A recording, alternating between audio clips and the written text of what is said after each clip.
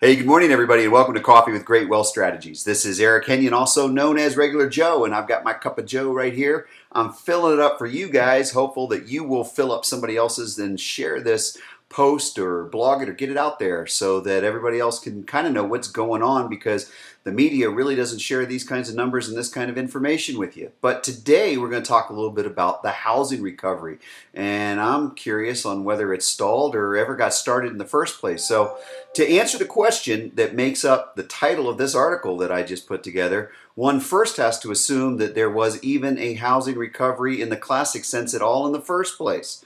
Recent data from the National Association of Realtors has shown that a percentage of first-time home buyers has been dwindling, and a percentage of first-time home buyers has been dwindling since pre-recession housing boom.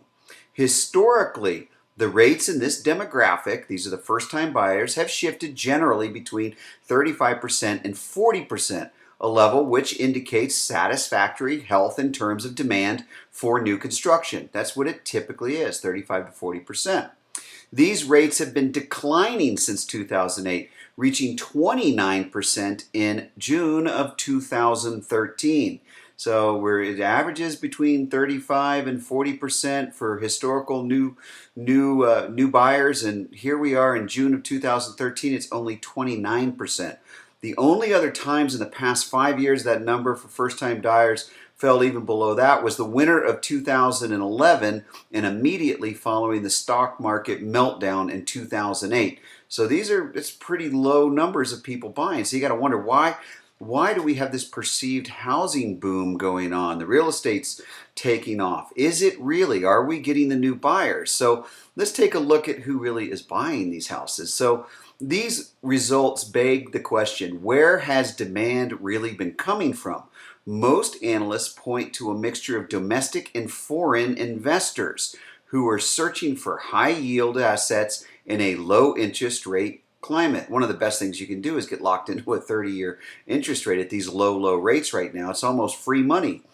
One of the side effects of the housing recession has been an increase in the number of single-family rental homes, leading to greater interest in the markets, which has spurred purchases and, in some areas, a little bit of some new construction. Regardless of the source of the current sales generation, it's clear that the U.S. economy continues to face a threat of deterioration as these conditions persist on an annual basis, year after year. We don't have the new buyers coming in here. We have hedge funds buying them up. We've got foreigners buying up these properties. That's what's pulling them off. And what are they doing? They're turning them into rentals. They're turning them into solid cash flow opportunities within these hedge funds or for individual investors.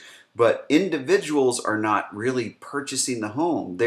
We're getting a much larger rental market here in the United States. So first-time buyers are important to get the housing market to move to a new plateau. Stephen Risciuto, chief economist at Mizuho Securities USA Inc., told the Journal in an interview, "Without them, you just get stuck at a marginal recovery environment," which is where we are right now. Wealth protection is obviously an extremely important in this volatile investment atmosphere, and investors really need to take steps to protect themselves financially. So if you consider learning more about this, please go to greatwealthstrategies.com. That's greatwealthstrategies.com. And though I don't do a YouTube video every day, I do a blog really 5-6 days a week. And if you subscribe right up on the, I think this way, that way, the top right-hand side of the website, subscribe to my newsletter, you will at least get what's called the Week in Review.